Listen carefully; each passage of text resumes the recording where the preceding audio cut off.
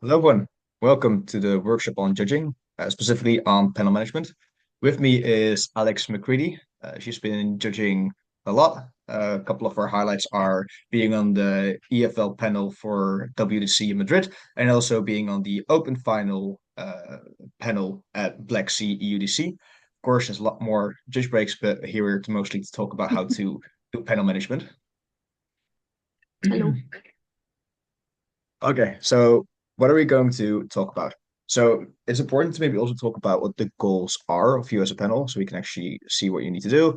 Then I'm going to talk about the structure of deliberation, so you know what is the kind of like structure that you can use, what is useful, why are we doing it. After that, we're going to talk about prioritization on panel because you just have a limited amount of time.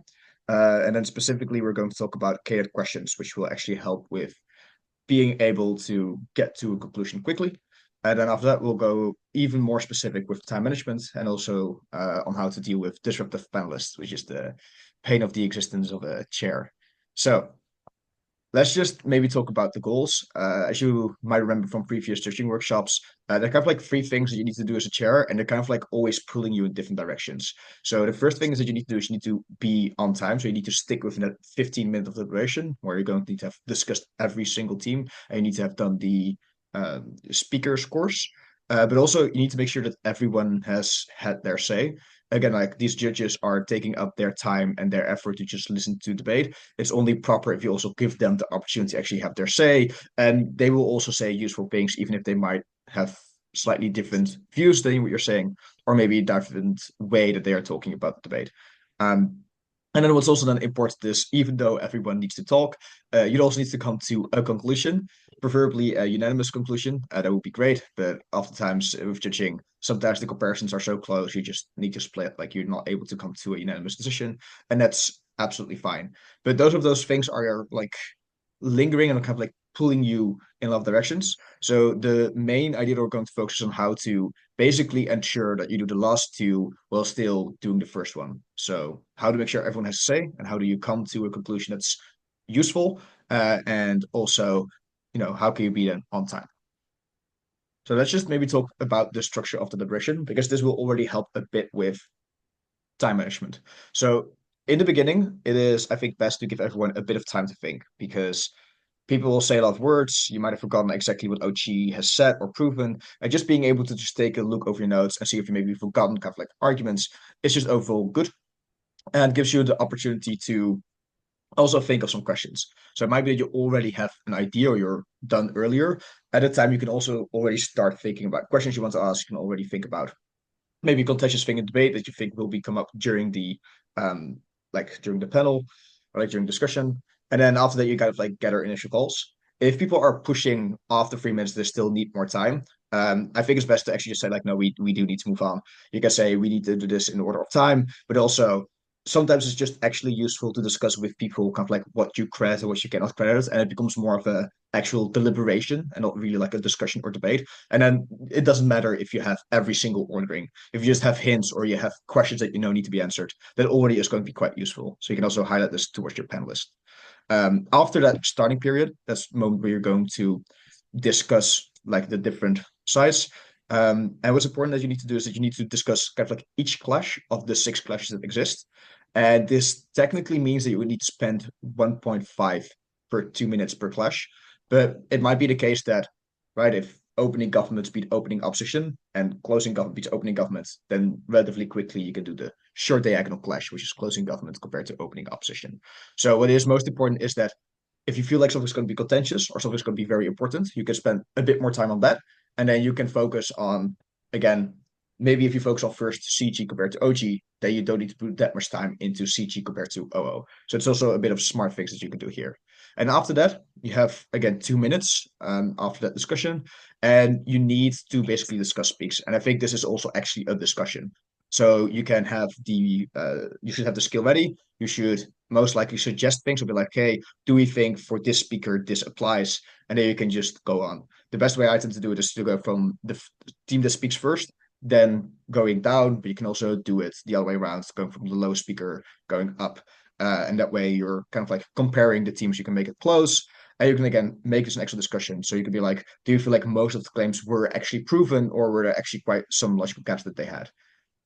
And after that, they also need to fill in the ballot, which should be done relatively quickly. Another thing you could do is, especially for online debates, and everyone needs to put in an online ballot, ask them to already fill in speaker orders like during like this the introduction time, because sometimes it's going to take like an extra 2 minutes just to explain who was what and then what the scores were that you assigned for them. So that's specifically online, but also in person. If they need to fill out physical ballot, make sure it's done before the debate starts. So that's kind of like the structure of deliberation. Is there anything you want to add here, Alex? No, I think you've been very comprehensive. Okay.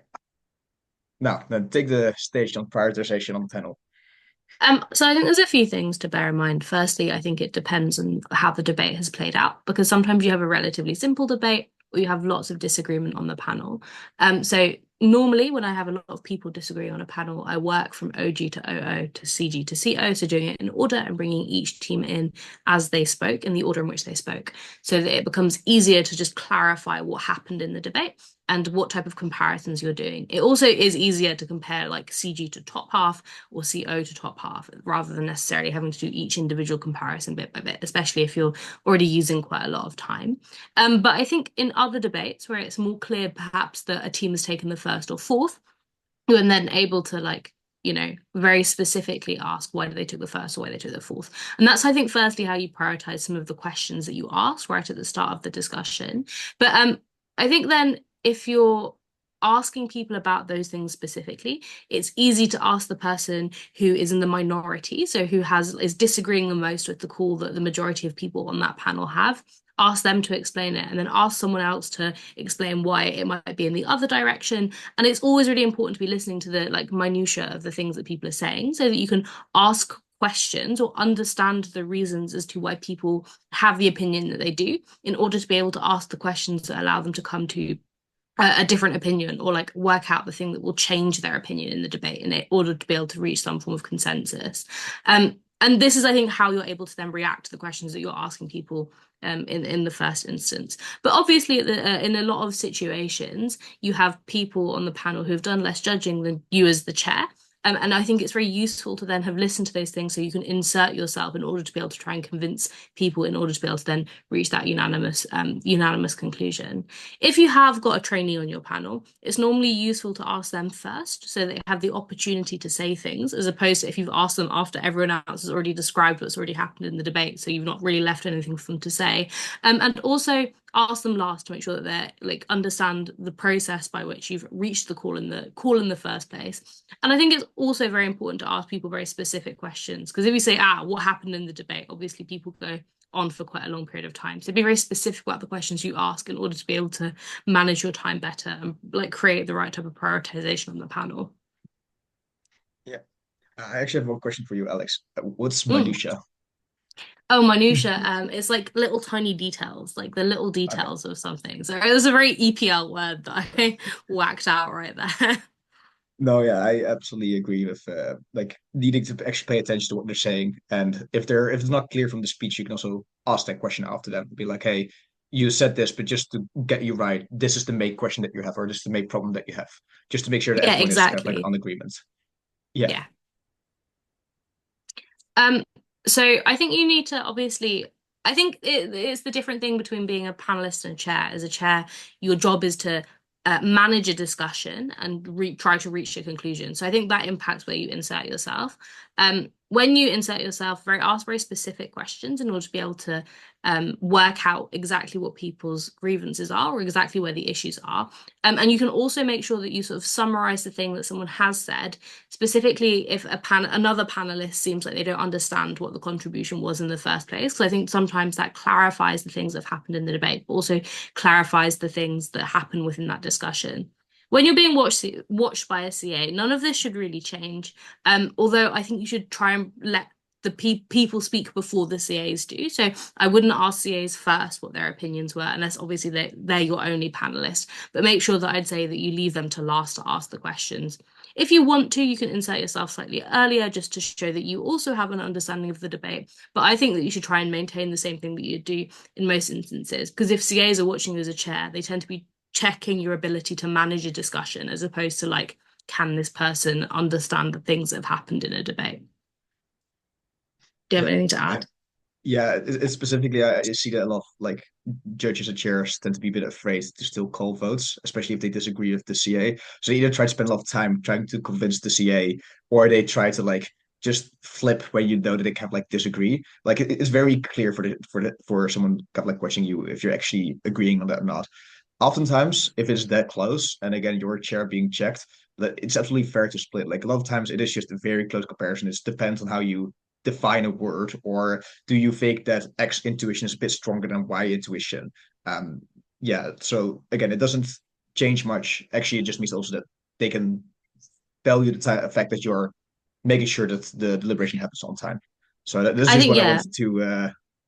Yeah. no, I agree What? entirely. I think it's important to show that you're willing to also call votes rather than like have 45 minutes of discussions that change no one's opinions anyway. Yeah. Okay, then let's also talk a bit about the catered questions because I think um, that's going to already be very useful because when you have a catered question, it means that when the panel is actually listening and answering that specific question, that can lead the discussion to, I think, a more fruitful way. So when you're, for example, talking about like your closing half, you can just talk about why does CG like be CO, like horizontal stuff. So you could just focus on what do you think is the main contribution. Someone might bring three arguments. One of them is actually proven. Two are mostly asserted. Then you can discard the asserted proofs then. And then you can say that sort of like, I think these are too assertive. So I'll focus on this one, which I think is the strongest one. Explain why it is strong and why it beats the other material, which means that you are not like getting into the detail or I think minutia, if I'm using the word correctly, of the debate. For benches, it's something similar. But you can specifically ask what extension do you think is actually proven or is new? Because sometimes teams say things that are very similar, and again, you can just discard that, and then you can also again see from the panelists were they able to track that the other material was already in the speech. They don't need to do this into too much detail. Like you don't need to have a summary of everything that was said, just that what was the most important thing. Um, and for things there's like diagonals, it's about more about like rebuttal. So you could also be like, what is the kind of like interaction that we kind of like see here? Did they take, for example, POIs? On the slide, it says here specifically what would you need to hear to flip, but that's more of a question that you can ask at the moment that you have someone that still disagrees. So they might still have one team beating another team, and then again you can like start saying the same things again that you said before. You try to convince them with more arguments and that kind of stuff. But sometimes it's just very useful to just ask them what would you need to hear to actually be able to be flipped or to see that the other team actually beats it. Sometimes that's just where in the speech did they give rebuttal or where did they kind of like engage or where did they explain that this material is more important? Like if they explain that somewhere, I'm willing to flip. So make it easy for yourself and just ask them what would you like to hear. If debaters were able to do this with judges, I think debates would have been much cleaner. But again, you as a chair have the unique opportunity to ask that to your panelists. Um, I think also another thing to like steer is when it comes to rebuttal, especially some speakers just have a lot of rebuttals, or they like have like some things are really strong, some things are a bit more you don't understand or a bit assertive.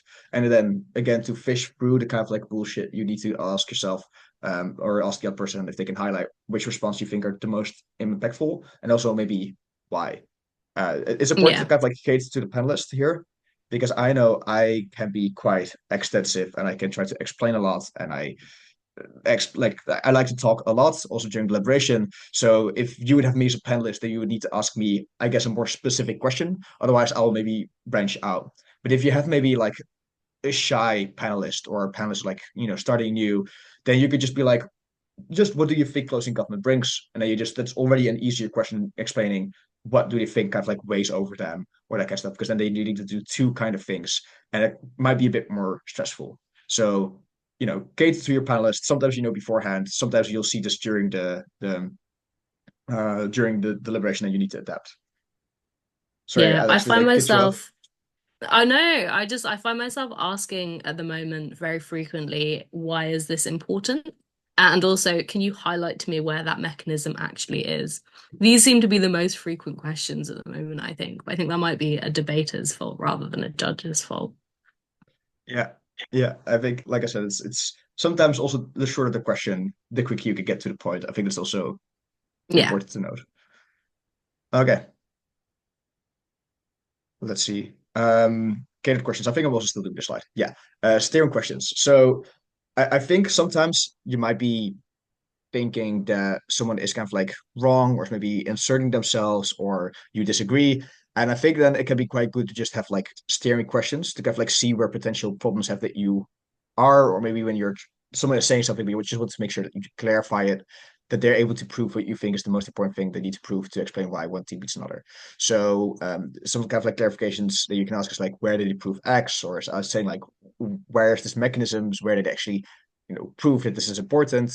And if you feel like again a judge maybe insert themselves a bit too much, or they find something intuitive that you feel like is just bars being intuitive rather than actually having been explained in debate, you can just say like, where do they explicitly bring this weighing or these responses, and that kind of stuff.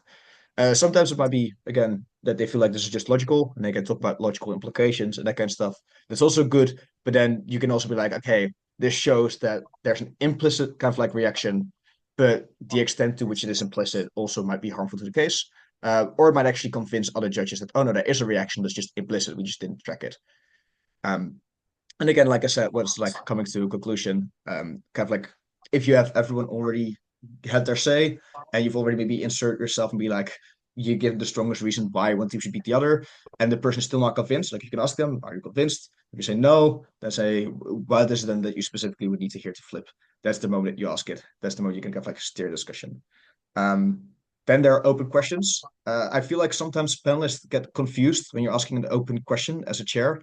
But this is something I generally do. It's just, let's say you have a closing half and you feel like it is similar to what the opening half is, but you don't really sure if it is new enough or if it might be in the whip. If it's too new and it's kind of like a whip extension, you could just ask like, you could also like start like, just like genuinely, do we think this is new enough? I think this is worth discussing, or I'm a bit unsure myself, and then you could give your opinion on like or a defense of what you think is most likely. But being open here is also quite good about how open the question is.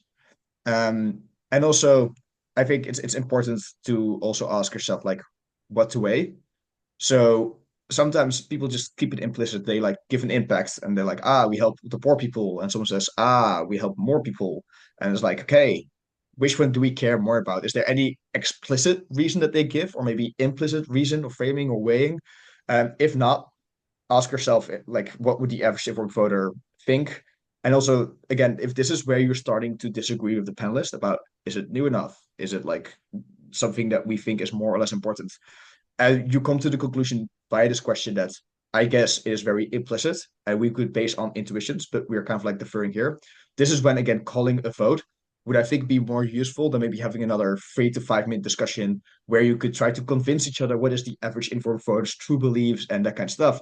But then you're having a debate in a debate, which is not going to be useful for your time. So, yeah, good to also keep this in mind when you are asking these questions. Yeah, I agree. Okay, now take the front time management, Alex. On time management, I think there's a few things just to start off that are particularly important with time management. I like when I start my discussions to have a timer open, so that everyone can see how much time has passed in the first place. And that's the first most important thing to do because it means that you know how long a discussion is happening for. It also means that everyone around you can also see how long that discussion has been happening before.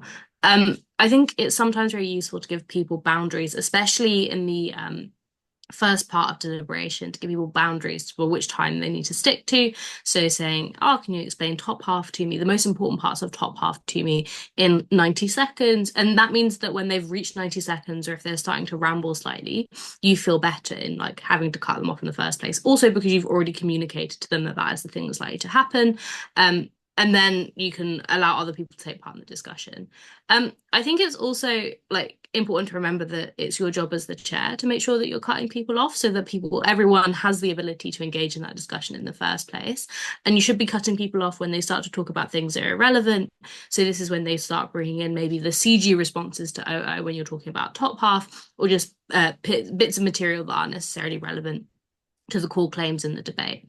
It's also important to make sure that when so you've asked someone a question, that they're answering the question that you've asked, as opposed to answering just a completely random question that they've made up. And you should be able to cut them off when they're doing that and just say, "Oh, I was meaning to ask about this thing, not this thing." Just to be very clear with people to make sure they understand why they've been cut off in the first place, or when someone is just becoming repetitive of things that either they've already said or becoming repetitive of things that panelists previously have already said. Um, I think it's just important as well because I think sometimes cutting people off takes more confidence than you'd think you'd need to in that instance. But I think it's just important to remember that it is respectful to all of the other panelists in the room because it allows them to have their ideas heard. It's also respectful to the teams who believe that the panel are judging them rather than just like one person who's talking for 8 minutes. But it's also important for like keeping things to time and making sure that people are able to like have the draw when they need to have the draw and all of these sorts of things. I think you can cut people off in a few ways that I think are relatively easy. You can either say, "Oh, excuse me, I meant to blah, blah, blah." Or sometimes it's enough to just simply like look at someone if you're in person, or just to say, "Oh, okay, just moving on very quickly," or "We need to move on to the next thing because we have like time limitations on the thing that we're doing." I don't think there's like an absolute perfect way to ever cut someone off. I think it's dependent on the situation, but also dependent on what you're comfortable saying to that person at that time in the first place. So I think it's very difficult because there's not necessarily an answer as to how you should do this, but I think it is just the thing that makes you feel most comfortable as a chair and able in order to be able to do that in the first place. I think that's the best way in able to like to be able to justify it to yourself, but then also to be able to actually do the action. Yeah. It's also important to notice, like, you are placed as a chair for a reason. Like, the CA team has trusted you, so they trust that you're doing this at the right time and that kind of stuff. So it might also be something that might give you that extra boost for yourself to actually believe that yes, you should maybe cut these people off. Yeah, Mhm. absolutely. Like you're in that position for a reason, and therefore use the responsibilities that have been given to you. Yeah. Oh, how to cut off. Yeah. I think we've gone through a few of these things already. Try and wait until someone's reached the logical conclusion of the thing that they're saying. I think people get more upset if you cut them off absolutely mid-sentence. You can like raise a finger or make a movement. I think sometimes that's less easy than just doing something verbal because I think a lot of times people don't make a lot of eye contact when they're explaining themselves. And also then talking over them. But again, you should do this politely. Obviously, don't be like, "Oi, shut up." But you should be saying like, "Oh, excuse me, if we just could move on," or any of these sorts of things. Um, Again, you can like divert people on questions as well. So saying, "Sorry, but I asked about this thing," or saying, "I think we all agree on the thing that you're saying. Could you just explain like this different thing to me?"